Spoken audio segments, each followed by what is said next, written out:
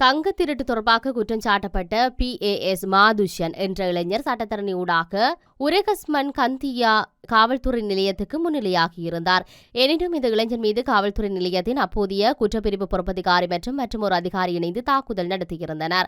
இளைஞரை கைவிலங்கிட்டு அறைக்குள் இழுத்துச் சென்ற காவல்துறை அதிகாரிகள் அவரது புறப்புறுப்புகளை குறிவைத்து கொடூரமான தாக்குதல் நடத்தியதாகவும் இதனால் அவர் சுயநினைவு இழக்க நேரிட்டதாகவும் மனுவில் கூறப்பட்டுள்ளது. 3 லட்சம் ரூபாய் செலுத்திய பின்னர் காவல்துறை பிணையில் விடுவிக்க இளைஞர் காவல்துறையினரின் தாக்குதலால் ஏற்பட்ட காயங்களுக்கு வைத்தியசாலையில் 12 நாட்கள் சிகிச்சை பெற்றதாக தெரிவிக்கப்பட்டுள்ளது.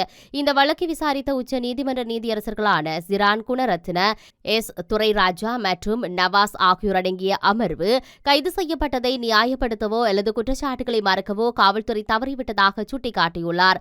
மதுஷான் கடுமையான சித்திரவதைக்கு ஆளானதாக மருத்துவ அறிக்கைகள் உறுதிப்படுத்தியுள்ளதாகவும் நீதியரசர்கள் தமது தீர்ப்பில் கூறியுள்ளனர். இதன் பிரகாரம் சம்பந்தப்பட்ட காவல்துறை நிலைய பொறுப்பதிகாரி ஹரித் மற்றும் குற்றப்பிரிவு பொறுப்பதிகாரி கிரான் ஆகியோர் மீது ஒழுங்கு நடவடிக்கை எடுக்க தீர்வின் நகல்களை தேசிய காவல்துறை ஆணைக்குழுவுக்கு அனுப்பவும் உச்ச நீதிமன்றம் உத்தரவிட்டுள்ளது.